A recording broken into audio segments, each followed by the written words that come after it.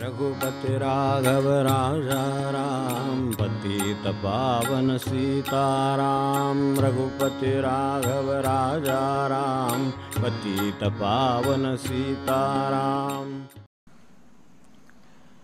संत सत्पुरुष सज्जन हे कशासाठी ते आपण बघतोय. ते कसे आहेत ते आलं. विशेष जाणीवेचे स्थान तेची सद्गुरूचे अधिष्ठान. तर ते कशासाठी आहेत हे आपण गेल्या वेळेला जो अभंग चालू होता त्याच्या ओघात बघितलं की ठाईचा संबंध तुझा माझा होता. प्रत्येकाचा आणि भगवंताचा खरोखर संबंध आहे. फक्त विशेष आनंद केला संती, तो त्यांनी विशेष केला. सामान्य संबंध आहे तो विशेष संबंध केला. सामान्य संबंध आहे तो प्रत्येक जीवाला जगवतो. विशेष संबंध आहे तो प्रत्येक जीवाला उद्धरतो. एवढा फरक आहे. सामान्य संबंध राहिला तर जायस्व म्रियस्व, फार जुनं सगळं खरं इतकं सांगून ठेवलेलं आहे की उपनिषद म्हणतात जायस्व म्रियस्व. जन्माला आले, जगले आणि कधीतरी गेले. 60 काय 70 काय 92 काय 95 काय अशा गोष्टी जायस्व म्रियस्व. ह्या पलीकडे काही मिळवून गेली नाहीत. त्यांना तो एक गटच आहे आणि तसा गट म्हणण्यापेक्षा तसाच समाज आहे असं म्हणून. यात विशेष संबंध जाणून त्याप्रमाणे काहीतरी करणारे लोक हाच उलटा गट आहे, हेच वेगळे लोक पडले असं झालं. तर ते संबंध विशेष करून द्यायला, त्याची जाणीव करून द्यायला विशेष आनंदा केला संती स्थापन होतो. तो संतांनी हा संबंध विशेष आहे जाणून दिलं. अरे सामान्य माणूस नाही. ब्रह्म तूची असे, परब्रह्म तूची असे महाराजांचा अभंग आहे ना. परब्रह्म तूची असे. आपल्याला असं कोणी म्हटलं तर बरं वाटेल, पण विचार केला तर दुसरी सकाळी काय पटणार नाही. असं वाटेल की आपण परब्रह्म म्हणजे राहिलं काय, मग आपण तर असे आहोत.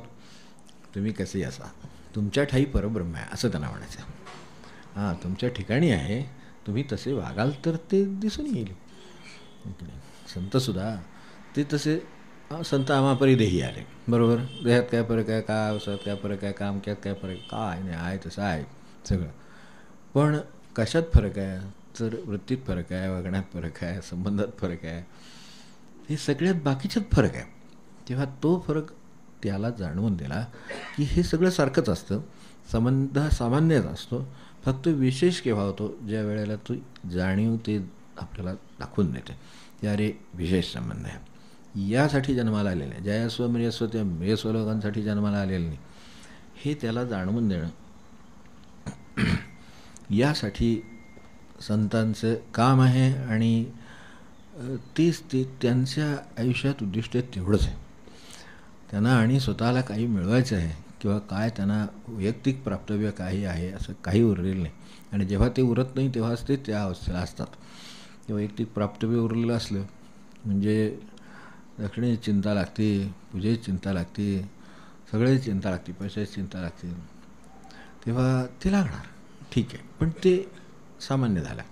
विशेष असेल तर यातली कसली चिंता नाही. त्या ठिकाणी ते आहेत. तो विशेष, हा जो विशेष संबंध आहे तो व्हायलासुद्धा, जे जाणीव द्यायलासुद्धा ते सुद्धा विशेषच पाहिजेत ना. ते काय विशेष आहेत ते वाटते. विशेष जाणीवेचे स्थान तेची सद्गुरूचे अधिष्ठान, ऐसे बोलती सज्जन ठाई ठाई. यात मुद्दम ठाई ठाई म्हटलेलं आहे की हे अनेक ठिकाणी माणसाला जसं अनेक वेळा सांगून सुद्धा त्याच्याकडून होईल असं नाही. एक वेळ सांगून होणारे पुण्य घेऊनच आलेले आहेत. पण अनेक वेळा सांगून होणारे का होईना त्यांच्याकडे काहीतरी आहे. थोडं कमी असेल पण घासल्यावर स्वच्छ निघतं. भांडणं मूळ स्वच्छ आहे, थोडं घासावं लागतं जास्त काळ, एवढंच. घासल्यानंतर स्वच्छ निघतं. तेही पुण्याचीच आहेत. आणि घासून तुम्ही काहीही करा, त्यात काही फरक पडत नाही, स्वच्छ निघत नाही आणि ते थकून जातात. मग ते गुरूंच्या अनेक चरित्रामध्ये आपण वाचलं असेल, प्रत्यक्ष अनुभवलं असेल. आणि माझ्या पाहण्यात पण असं उदाहरण आहे, म्हणजे यातले कोण लोक माझ्या आहेत ते मला माहीत आहे. असं जे उदाहरण आहे ते मी प्रत्यक्ष पाहिलेलं आहे की अनुभवलेलं आहे, म्हणजे तेवढेच करणार आहेत. पण त्यांच्या निमित्ताने हे सगळं होणार आहे. एखाद्याला कदाचित आतून जर जाग आलीच तर हे पुढचं सगळं होईल. हे विशेष जाणीवेचे स्थान ह्याच्यातलं सगळ्यात महत्त्वाचं काय आहे ते मग म्हटलं तसं जाग आहे. त्याला पहिल्यांदा जाग देणं हे त्याचं काम. तू कोण आहेस याची जाणीव देणं. जाग तर माणसाला आहे, टोचलेलं कळते, त्याला काही जागा नाही आहे असं आहे का? झोपेतसुद्धा माणसाला टोचलेलं कळतं. पण जाणीव कुठल्या मर्यादेपर्यंत आहे? देहाच्या मर्यादेपर्यंत फक्त. झोपेतसुद्धा जर माणसाला टाचणी लागली तर कळतं ना, तो झोपलेला आहे ना, त्याने कशाला चिंता करावी? त्याची कशी जाणीव होते त्याला? तसं नाही होत. झोपलेला असताना टाचणी टोचली तरी चिंता म्हणजे लगेच तो जागा होतो. ती टोचणी त्याला आहे त्याचा अर्थ त्याच्या ठिकाणी जाणीव आहेच. ती त्याला पण कशाची आहे? की झोपेत आहे आणि त्याला भगवंत मिळाल्याची स्वप्न पडत आहेत, काहीतरी होतं आहे, तो उपासनेवर बसला आहे, 12 तास झाले, 14 तास झाले, असली काही स्वप्न वगैरे पडत. ही गाडी घेतली, ती गाडी घेतली, अशाला हजर राहिलो, तशाला हजर राहिलो, मग असं झालं, मान झाला, अपमान झाला, अमकं झालं, चिंता लागल्यात कसल्या परीक्षेच्या, अमक्याच्या विषयांच्या, कसल्या चिंता लागल्यात हेच राहतं. याच्या पलीकडे काय तिथेसुद्धा येत नाही स्वप्नात. प्रत्यक्षात काय येणार? तर तिथेची जाणीव आहे ती सामान्य स्वरूपाची आहे. तिथेसुद्धा जाणीव नाही असं नाही, झोपेत जाणीव आहे, पण तिचं स्तरही सामान्य आहे. झोपेतल्या जाणीवेचा स्तर आहे पण सामान्य असणं हेच सामान्य माणसाचं लक्षण. दुसरं काय? त्याला सामान्य का म्हणायचं? कुणाला आपण सामान्य म्हणू शकतो? श्रीमंत मनुष्य आहे झोपला आहे आणि गरीब मनुष्य झोपला आहे, त्यामध्ये काही फरक आहे का? दोघांनाही टाचणी लागली तर जाग येणारच ना. त्या श्रीमंत आहे म्हणून टाचणी लागली तर जाग येत नाही असं काही नाही.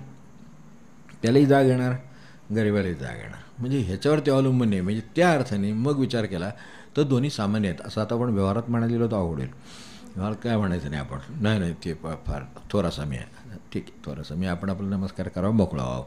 टाचणीला गेल्यावर झोपेत जाग येतं ना, मग ठीक आहे, काय कळायचं ते कळलेलं आहे आपल्याला.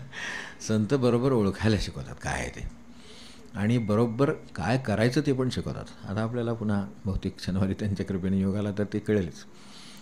त्याची आठवण का झाली तर निसर्गदत्तांची आठवण झाली किंवा कुठल्याही सत्पुरुषांची आठवण झाली तरी निसर्गदत्तांनी म्हणून ठेवलेले की जाणीव झाली तर मनुष्य जागा झाला. त्यानंतर तसा राजाही जागा झाला, तसा थोर मनुष्यही जागा झाला, एखादा आयएस माणूसही जागा झाला, जिल्हाधिकारी जागा झाला, अमका जागा झाला. आज सगळी टाचणी लावल्यावर जागे होत आहेत म्हटल्यानंतर सामान्य आहे आणि जाणीव सर्वांची त्या अर्थाने सामान्य स्तरावर आहे. हे म्हणायचं कारण नाही, समजायचं कारण आहे. हे काही म्हणून दाखवायला नको, त्यावरनं ओळखायचं की सामान्य आणि विशेष स्वरूपाची काही जाणीव असू शकते.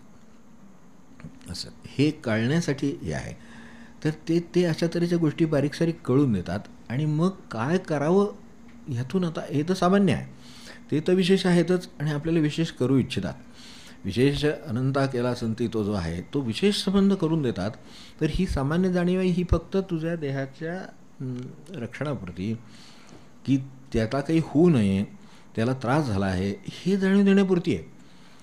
ती देह ओलांडून गेलेली नाही अजूनही, म्हणून सामान्य आहे. देह ओलांडून गेली की मग पुढचा कार्यक्रम सुरू झाला, मग भगवंताचा प्रवास आहे. तर तो करायला एकदा आपण टाचणी टोचलीनी मला जाग आली, आपण उदाहरणच घेतले म्हणून चालवलं एवढंच. तर ती टोचल्यावर जाग आली याचा अर्थ आपली जाणीव अजून सामान्य पातळीवर काम करते. टाचणी टोचल्यावर जाग येऊ नये असं माझं म्हणणं नाही, आणखीन टोचली तर तसं नको व्हायला.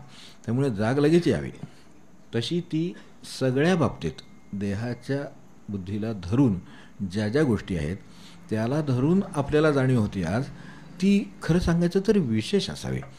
आता जी माणसं विशेष जाणीव काही शोधायला जातील त्यांना विशेष जाणीवेचं स्थान मदत करीत असतं ते सद्गुरू. गुरु म्हणजे काय की विशेष जे शोधायला निघालेले आहेत त्यांच्यासाठी. आता जे म्हणतात हे बरोबर आहे आणि हे चाललं ते छान आहे. मग ते समर्थांनी वर्णन केलं तसं आहे की आकाशातून पाणी पडतं, जी मऊ जमीन आहे ती वाहून जाते, जे खडक आहेत त्याच्यावरून पाणी नुसतंच जातं, ते खडक तसेच राहतात. हे असं वर्षानुवर्ष होतं म्हणले, त्यात काही लक्ष ठेवायचं काय द्यायचं काही कारण नाही. आकाशातून पाऊस पडला तर पडला कसा, पाडणारा कोण, झालं कसं, हे ज्यांनी शोधून काढलं, इथेच का तिथेच का नाही हे सगळं ज्यांनी शोधून काढलं तो त्याची जाणीव जरा प्रगल्भ आहे. म्हणजे थोडं आपण आपल्या भाषेत विज्ञान म्हणू तर ते प्रगल्भ आहे. तर त्याच्याही पुढे अजून काहीतरी आहे की अजूनही आपण नाही का विमानं उडवली वगैरे पाऊस पडला, मग ते त्यावेळेला ती काय ते पाठवायची वगैरे, फोन करायचं विमान पाठवा वगैरे, तर ती नाही मग जमलं. मग ती नाही उडेनाशी झाली का काय त्याचं झालं त्याचं कोण आठव.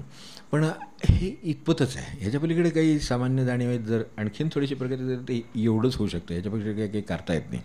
आणि तो जर एकदा ते महाभूत जर जागृत झालं तर गावच्या गाव सगळे होऊन जातं. त्याची ताकद काय आहे, म्हणजे ह्याच्या पलीकडे कुठेतरी ताकद आहे आणि ती कोणी नियंत्रित केलेली नाही आहे. तिच्या मनात आलं किंवा तिच्या मनात कोण आणतो त्याच्या मनात आलं तर ते अख्खाच्या गावच्या गाव सगळं खाली घेऊन जातं. भूकंप होतो, आपण या हिमालयाची निर्मिती काय आणि महासागराची निर्मिती काय आपण वाचत नाही की ठीक आहे, इतिहासाने कोणी विज्ञानाने कशाने सिद्ध केलं असेल, काय त्यांची पद्धत असेल त्याप्रमाणे असेल. पण हे सगळं, हा सगळा जसाच्या तसा हिमालय तिथे होता आणि जसाच्या तसा महासागर इथे होता हे सांगणारं संशोधन आपल्याकडे नाही आहे का? आणि त्याचे पुरावे पण त्यांच्याकडे आहेत. कारण हिमालयात जी गोष्ट समुद्राच्या तळाशी सापडू शकते ती हिमालयाच्या टोकावर आढळते. अशा असंख्य त्याचे पुरावे आहेत की ही अशी फार मोठी हालचाल ह्या पृथ्वीवर झाली. मला सांगा की ह्याच्यातलं काहीतरी आपल्या आटोक्यातलं किंवा मनुष्याच्या शक्तीतलं दिसतं का काहीतरी? तर हिमालय कुठं अहो, ती नुसतं चढून जाणाऱ्यांचं एवढ्या पंचायत होती आहे. तर ते हे उलटं सुलटं करायचं आहे, या ठिकाणी इथे महासागर निर्माण करायचं आहे, तिकडे हिमालय निर्माण करायचं आहे. म्हणजे काय ही साधी भौतिक हालचाल आहे. ह्याच्यापेक्षा वाईट मनुष्य चांगला करणं, असत्प्रवृत्त मनुष्य सत्प्रवृत्त करणं हे फार मोठ्या विद्या आहेत. ते हिमालयाचं सोपा एक वेळ. म्हणून विशेष म्हणजे काय आहे त्याची कल्पना ते बरोबर देतात. ते मगाशी निसर्गदत्तांचा जागा राहिला आहे तो सांगा. निसर्गदत्त किंवा कुठल्याही सत्पुरुषांच्या म्हणण्याचा त्याचा अर्थ तो आहे, तो चांगल्या शब्दात त्याच्यात आहे. ही सामान्य आहे आणि सामान्यात अडकलं आहे याची जाणीव ते देतात. आता सामान्यात अडकलं म्हणजे प्रपंच तर चालला पाहिजे, व्यवहार तर केला पाहिजे, ते सगळं करायला पाहिजे, बरोबर आहे. पण हे तुझं काम नव्हे, खरं काम ह्याच्यापेक्षा मोठं आहे. ते करशील तर हे काम कसंही होईल, ते होणारच. ते त्याच्या पलीकडचं काम कर, हे काम आपोआप होतं. तर त्याच्या पलीकडचं काम करण्याची दृष्टी असेल, त्याच्या पलीकडे काम करण्यासाठी वेळ असेल, पलीकडचं काम करण्यासाठी काहीतरी ओतलेलं असेल, भाव असेल, तर ते काम होईल. तेव्हा सामान्य जाणीव ही सामान्य राहणारच आणि ती सामान्य स्तरावर सगळीकडेच आहे. इतर माणसातही असणार, बरोबरच्यात असणार, या सगळ्या सृष्टीत असणार, हे सगळं सामान्य आहे. मग मी विशेषकडे जर जायचं असेल तर मी काय हातोडा घेऊन सगळीकडे काही गरज नाही. ज्याला ते त्यांचं म्हणणं मला आठवलं वाक्य म्हणून त्याची आठवण झाली की समजा तुरुंग आहे, तुरुंगात मनुष्य आहे, तर सगळा तुरुंग फोडायला लागत नाही, फक्त दरवाजा कुठं आहे तेवढा हुडकायला लागतो आणि तिथून बाहेर पडायला लागतं. ते म्हटलं मी पुढच्या शनिवारी बघू काय आहे ते. तर हे जे आहे ना, हे कसं होतं की तिथून बाहेर पडायचा दरवाजा त्याला मिळाला, तो बाहेर सोड. हे सत्पुरुष काही प्रपंच फोडून गेले नाहीत. प्रपंच तसंच आहे, त्यांच्या आजूबाजूची माणसं तशी आहे तशी आहे. आता महाराजांचं बघा, ही तशी आहे, हे तसं आहे, ते भाऊबंद तसे आहेत, ते कोर्ट कचेरी आहेत, ते आमकाय तमकाय सगळं आहे. पण ते कधीच सुटून गेलेत त्यातून. कारण दुर्गातून सुटायचे दरवाजा सापडला, किल्ली सापडली, उघडायची विद्या कळली की ते बाहेर पडले. तेव्हा हे बाहेर पडले, त्यामुळं ते आनंदात आहेत. आता त्यांच्यावर काय दुःख कमी आहेत, आनंदाचे प्रसंग कमी आहेत का? काय सगळं त्यांना सारखंच आहे. जसं आपल्याला सुखदुःखाचे प्रसंग आहेत तसे त्या नाही आहेत. पण ते जरी असले तरी त्यांना विद्या सापडली त्यातून बाहेर पडायची, त्यामुळं ते बाजूला आहेत. म्हणजे ज्या नातेवाईकाशी एवढा वेळ ते म्हणतायत, ते म्हणतायत तुम्ही हे बुवा तुम्हाला काय करायचं आहे, हे सगळं प्रपंच, हे सगळं तुमच्या जमिनीत, तुम्ही कशाला अडकताय, असं करताय, असं कसं चालेल, त्यांच्याबरोबर त्यांच्या भाषेत असं कसं चालेल, माझ्या मागं प्रपंच आहे, एवढी माणसं जेवायला घालायची, हे एवढा देव सांभाळायचे, हे आहे पुजारी, आमकाय तमकाय, त्याला एवढ्या अडचणी सांगितल्या. हे सगळं चालायचं म्हणजे ते नको का, जमीन नको का, सगळं उत्पन्न काही नको का, हे त्याच्याबरोबर भांडून शेवटी आता झाली वेळ प्रसादाची. आता असं कर, हातपाय धुवून ये, शेजारी अगदी पाठबीट घेऊन त्याच्या शेजारी त्याला जेवायला बसून आग्रहाने जेवायला वाढून पाठवून द्यायचा. आता ही दोन्ही गोष्टी एका वेळेला आपल्याला विशेष जाणीवायचे पुन्हा तोंड बघणार नाही म्हणतो तुमच्या, असं नाही. ते झालं ना आता तिथे, म्हणजे तिथलं काम तिथे ठेवणं हे संतांना जमतं. विशेष जाणीव म्हणजे काय, तिथले काम तिथे ठेवणं, ते काम केलेलं आहे ते तिथे ठेवतायत. मी म्हटलं ना मगाशी की विशेष जर स्थान कळलं असेल, विशेष जाणीव जर असेल, तर ही सामान्य जाणीवेची जी कामं आहेत ना ती सोपी होतात. आता उदाहरणार्थ हे आत्ता चाललं आहे म्हणून हे वाक्यावरनं पुढे सांगतो की ते जे भांडण्याचं काम आहे ना, ते जे काय समजा काय त्याच्या वादाचं काम आहे, त्याच्याबरोबर काय बुद्धिवाद काय तो करायचा आहे, काय ते मिळवायचं आहे, द्यायचं नाही आहे, घ्यायचं नाही आहे, काय जे आहे ते सगळं चाललं आहे, हे बरोबर. हे सगळं जे चाललेलं आहे ते तिथलं तिथे ठेवायचं. आणि आता तो रामाकडे आलेला आहे, तर आता तो विषय संपला. कारण आता ह्याच्या पुढे 12च्या पुढे किती 1 वाजेपर्यंत मांडणार. 12:30ला वाद नैवेद्याची वेळ होती 12ची, तर नैवेद्याच्या वेळेला आता हा विषय संपला. आता काय असेल ते उद्या परवा तेरवा संध्याकाळी काय असेल ते नंतर पाहू. तेव्हा आता तू चल. तेव्हा आता त्याच्यावर मात्र माया आहे, त्याला सगळं हे तो रामाकडे आलेला आहे तेवढा त्याचा मान शेजारी अगदी पानबिन वाढून आग्रह करून व्यवस्थित त्याला जेवायला घालणार. आता ते तिथलं तिथं ठेवायचं हे त्यांना कळतं. त्यामुळे त्याचा परिणाम प्रसादावर नाही, रामावर नाही, भक्तीवर नाही. ते जिथे असतात तिथे पटकन जातात. तिथलं काम तिथे ठेवणं हे मी सांगत होतो मुद्दा हा, की विशेष कळलेलं असलं तर सामान्य सोपं जातं. अभ्यासात लक्ष लागत नाही, पास होता येत नाही. अडचणी असतात की नाही, अभ्यासात लक्ष लागत नाही, पास होता येत नाही, म्हणजे तिथलं तिथं ठेवता येत नाही. ज्याला ते कळलं आहे विशेष आहे ते, तर ते विशेष कळलं की तिथलं तिथे कसं ठेवायचं ते कळतं. मग ते राग असो, लोभ असो, प्रेम असो, माया असं काय जे काय सगळीकडे चाललेलं आहे ते जे आहे ते तिथंच ठेवता येतं आणि आपल्या कामाला लागता येतं. आता कदाचित असं असेल की मी समजा कादंबरी वाचतो, तर कादंबरी मला तिथंच ठेवता आली पाहिजे, डोक्यात घेऊन जायला लागणार नाही ना. त्यांना ती तिथंच ठेवता येते. त्याला विशेष काम एकदा केलेलं असलं म्हणजे लगेच आपल्याला ते तिथल्या तिथं ठेवता येतं आणि दुसऱ्या कामाला वळता येतं. नाहीतर पाहिलेलं टी व्ही डोक्यातून जात नाही. तिथलं काम तिथं ठेवायचं. नाव तो ऑफ झाला की आता बंद केला, आपणच केला, कारण वेळ संपल्या, आपल्यालाही आता बसून नाही, भुका लागल्या, तर त्यामुळे का होईना बंद केलं. पण इथलं बंद नाही होत, तिथलं तिथं नाही ठेवता येत.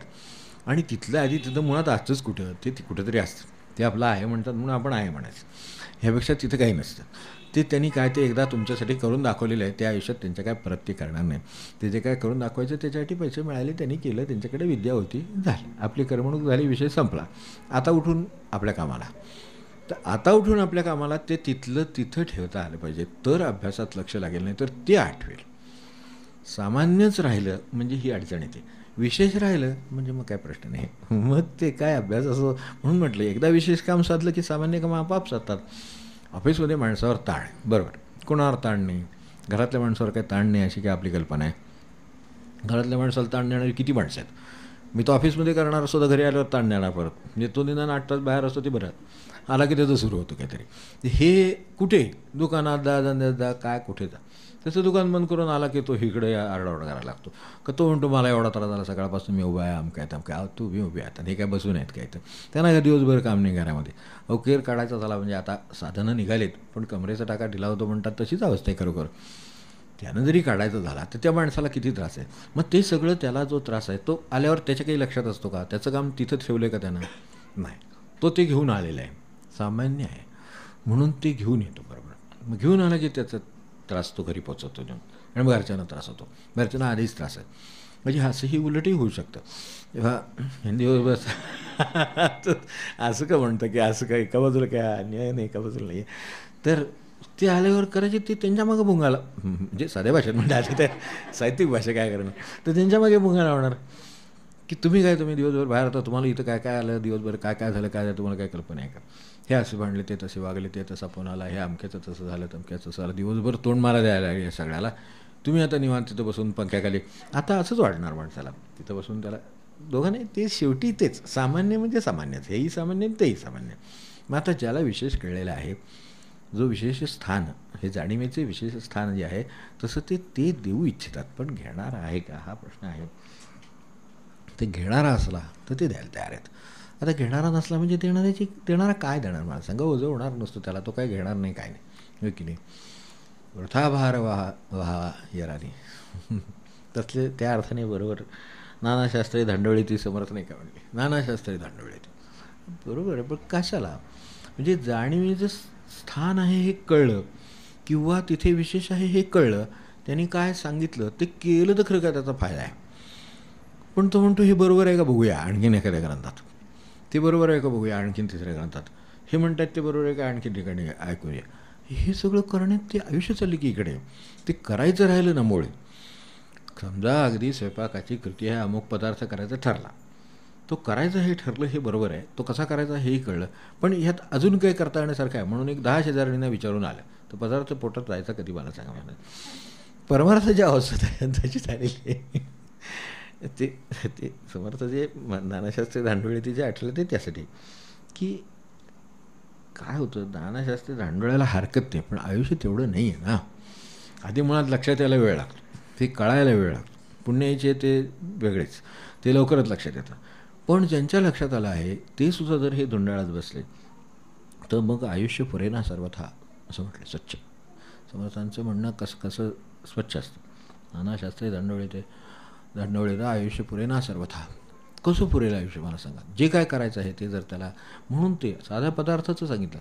10 ठिकाणी जर कृती बघितली तर तुमच्या पोटात 11व्या कृती बघितली तरी पदार्थ पडायचा नाही.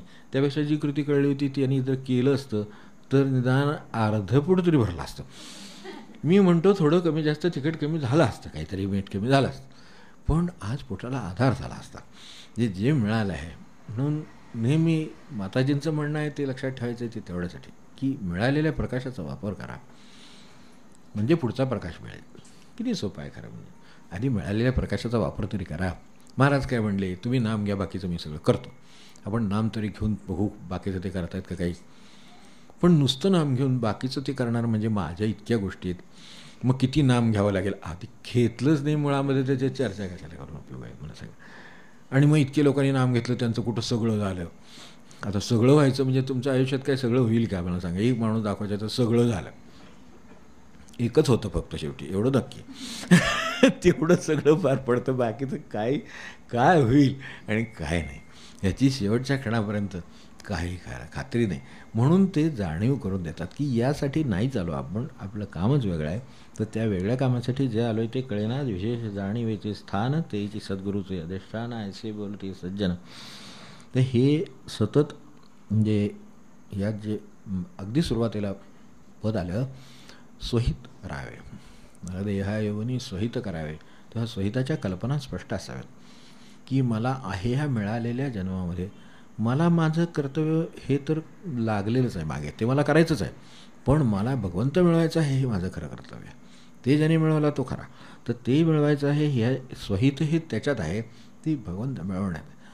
तो तुम्ही पांडुरंगाची उपासना करा, काय ह्याची करा, रामाची करा, काय आपल्याला करायचं ते करा, पण ते एकदा तर देहा येऊन स्वहित करावे. आणि ते करण्यासाठी मानवा श्रवणी पाळी श्री गुरुवाणी ही सारखी त्याच्या मनावर तेवढ्यासाठी पडली पाहिजे. ते इतक्या वेळा ती पडल्यानंतर कुठेतरी काहीतरी आठवण राहण्याची शक्यता आहे. आणि ज्याची आठवण राहिली ते कृतीत येण्याची शक्यता आहे. ज्याची आठवणच नाही ते काम आपल्याकडनं कधी झालं आहे का. आपण बाजारात गेलो जाताना विसरलो काम सांगितलेलं आहे, असंच्या असं परत गेली चक्कर मारून, पण काम नाही होणार कारण आठवण नाही आहे. त्यामुळं त्याची आठवण तरी राहील. वारंवार सांगितलं, एकदा सांगितलं, दोनदा सांगितलं, तीनदा सांगितलं, माणसाला वाटतं अहो तेच आहे सगळ्या ग्रंथामध्ये. बरोबर आहे. आपण त्यातलं काही केलं आहे का, तर मग एकतर ते वाचावं लागणार नाही, आणि मग नसेल तर ते तेच सांगते ते बरोबर आहे असं लक्षात येईल. कारण इतक्या वेळा सांगितल्याशिवाय ते होणारच नाही आपल्याकडनं. इतक्या मार्गाने सांगितल्याशिवाय आहे त्या प्रकाशाचा उपयोग करा. आम्ही केला का. प्रकाशाचा उपयोग साधा, बॅटरी म्हणजे प्रकाशात. बॅटरीचा प्रकाश किती जातो मला सांगा. एक साधी बॅटरी हातात आहे आपल्याकडे. आता सध्या साध्या बॅटरी नसतात, म्हणजे कालानुरूप काय जे काय बदल झाले त्याच्यामध्ये असतात, पण मोबाईलच्या बॅटऱ्या असू देत. बॅटरीच ना शेवटी प्रकाशच टाकते ना ती. बटन दाबल्यावर लागते, पुन्हा तेच बटन दाबलं तर वेचते ना. ते बॅटरी शेवटी काम तेच करते. मग ते जे काम करते ती किती फूट करते, 5 फूट करते, 10 फूट करते. अगदी पॉवरफुल आहे. अलीकडचं मॉडर्न काय जे काय ॲडव्हान्स्ड घेतलं असेल तर त्याच्यामुळे 10 फूट दिसतं. 10 फूट दिसलं म्हणजे 10 फूट चाललं असं नाही काही, 10 फूट दिसतं आहे. आणि 10 फूट मनुष्य समजा चालला तर तिथे ज्यावेळेला दाबलं जातं तेव्हा पुढचे 10 फूट दिसतात. मूळ स्थानापासून तो 20 फुटावर आहे की नाही आता. पण मिळालेल्या प्रकाशाचा उपयोग केला म्हणून. तेव्हा त्याने जे सांगितले त्याचा जर उपयोग केला असेल तर हे गुरुबोधांजन घेतलिया. बॅटरी दिली हातात, प्रकाश दिलेला आहे, पण उपयोगाचा प्रश्न आहे. म्हणून इथं गुरुबोधांजन पुढे जिथे आपल्याला जायचं आहे, म्हणजे जाऊन थांबलो आहे तिथं. गुरुबोधांजन घेतलिया आंधळे पण झालं वेलया. तर तो प्रकाश बरोबर असला म्हणजे मग सुख दुःख यश अपयश मनाप्रमाण विरुद्ध सगळ्यावर प्रकाश पडतो बरोबर. की हे काही तथ्य नाही यात काही, हे काही खरं नाही. कारण हे आज मनाप्रमाणे, उद्या मनाविरुद्ध, परवा मनाप्रमाणे, परवा मनाविरुद्ध, हे कार्यक्रमच आहे अखंड. जे सिरियलला एक वेळ भाग असतील, ह्याला भाग नाही, एकच भाग. किती वर्ष चालतं बघा तुम्ही. अगदी 70 झालं 80 झालं तरी सुद्धा हे राहिले ते असं व्हायला पाहिजे तसं व्हायला पाहिजे. आपले जपत नसते तर दुसऱ्याला सांगतील तुम्ही तरी करा, म्हणजे ती सुटत नाही. त्यामुळं हे चालूच राहणार कार्यक्रम. त्याला निदान बंधन तरी आहे, त्याला बंधनं पण नाही, कारण मनाचा कारभार आहे, त्यामुळं सुरूच राहणार. तेव्हा हे जागे पण ते देतात. इथे शब्दावर मला म्हणायचं होतं ते या की गुरुबोधांजन घेतलिया आंधळे पण जालवेलया. म्हणजे ते गुरुबोधांजन घालायचं नाही आहे, घ्यायचं आहे. गुरुबोधांजन घेतलिया, त्यातलं गुरुबोधांजन शब्द महत्त्वाचाच आहे. तो बोध काय आहे ते बघ, पण मुळात घेतलिया, त्यांनी घेतलं तर. गुरुबोधांजन घालणार आहे की बरोबर आहे की, पण ह्याने डोळे मिटले तर त्याला काय करायचं. समजा अगदी डोळ्यात ड्रॉप घालायचं आहे, तर त्याला ड्रॉप घालायला लागलं तर आधीच त्याला भीती वाटते. आपल्याकडे असतात काही जण, त्यांना त्याची भीती वाटते, ड्रॉप काय होईल. आता काय होईल, अहो बरं व्हावं म्हणून ते करतायत, तर ते डोळ्यात ड्रॉप घालतात. तर माणसांना त्याची भीती वाटते म्हणून आधीच डोळे मिटतात. आता त्यांनी 2 नाही 4 ड्रॉप झाले, पुसून घ्यायचं तर दुसऱ्या फडक्याने, दुसरं काय त्याला रुमाल असला तर. ती गुरुबोधाची अवस्था होती मग. त्यामुळं खरं सांगायचं तर आपण घ्यायचं आहे, औषध हे घ्यायचं आहे, ठेवून काय उपयोग आहे मला सांगा. 3 महिने औषध घेतलं तर मनुष्य बरा होतो, पण 3 महिने बाटली बरोबर ठेवून बरा होत नाही, ते घेतल्यावरच बरा होतो ना. म्हणून तो 1 महिना घेतला असेल तर तेवढा बरा होईल, ठीक आहे. मग तसं हे गुरुबोधांजनसुद्धा आहे, पण ते घेतलिया, डोळे मिटून घेतलिया काय होणार.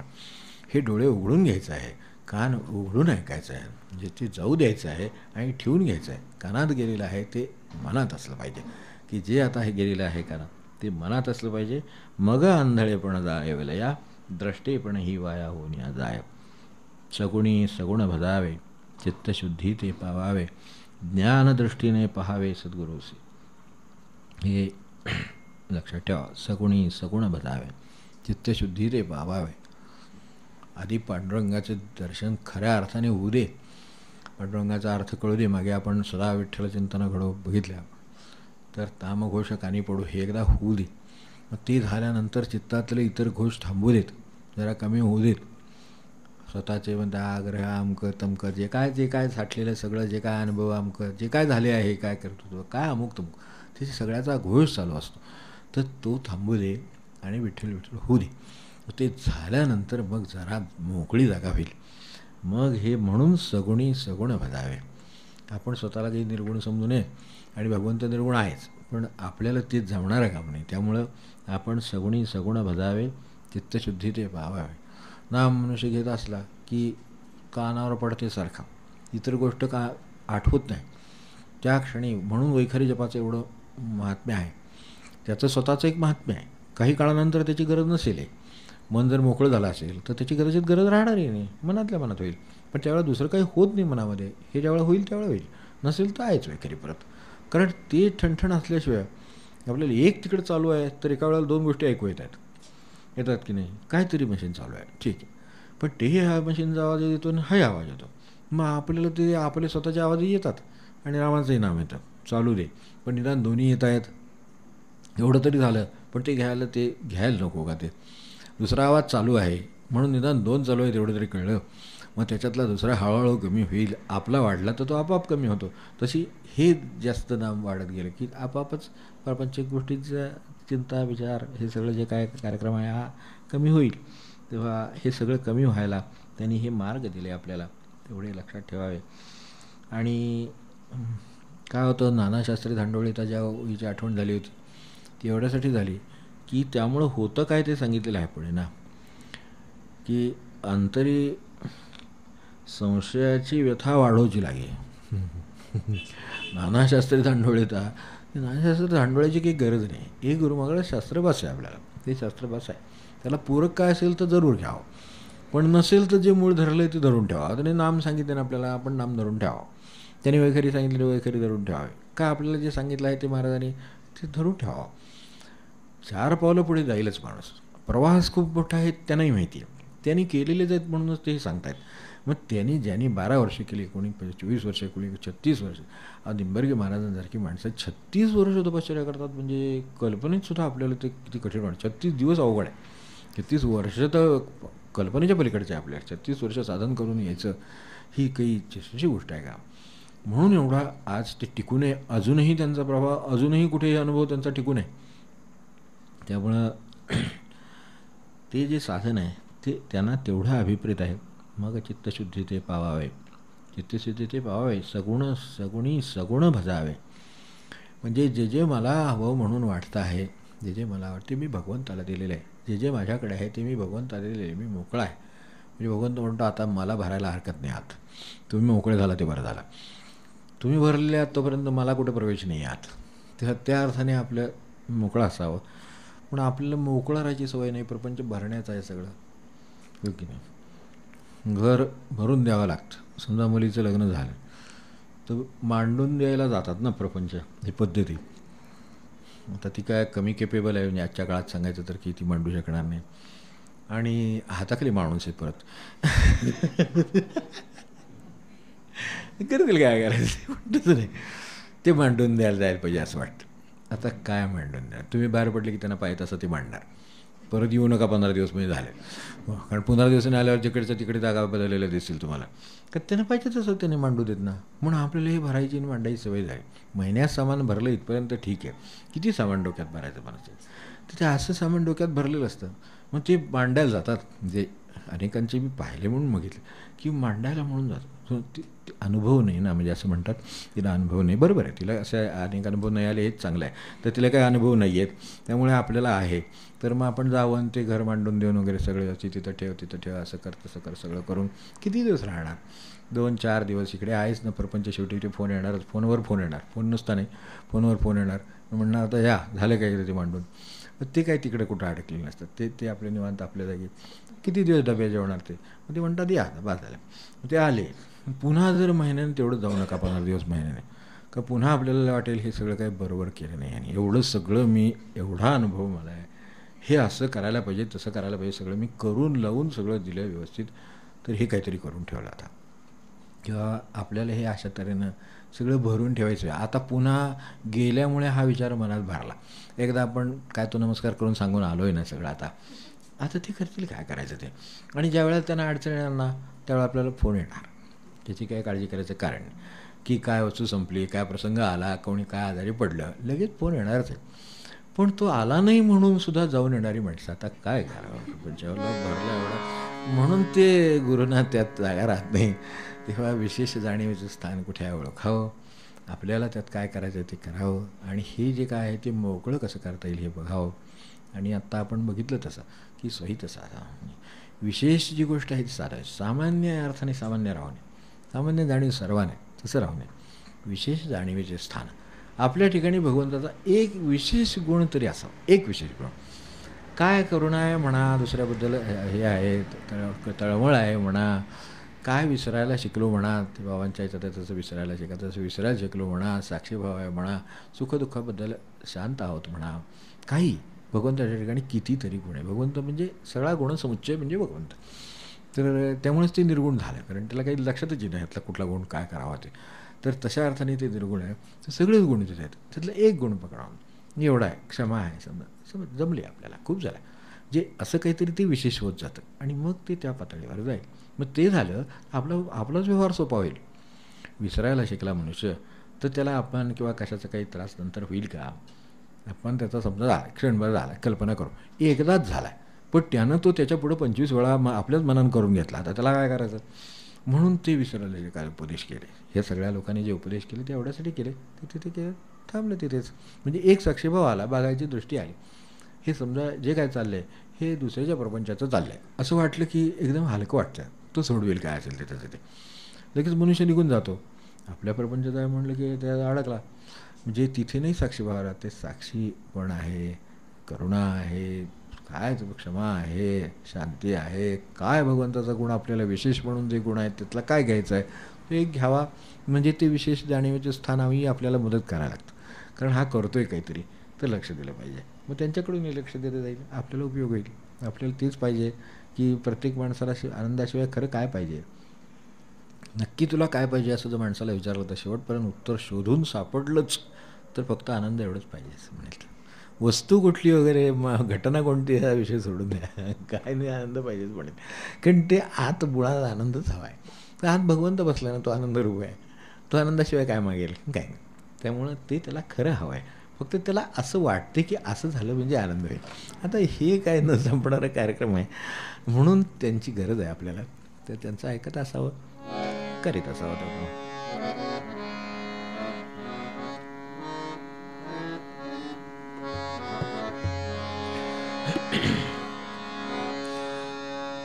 जय जय राम कृष्ण हरे राम, जय जय राम कृष्ण हरे राम, जय जय राम कृष्ण हरे राम, राम कृष्ण हरे राम,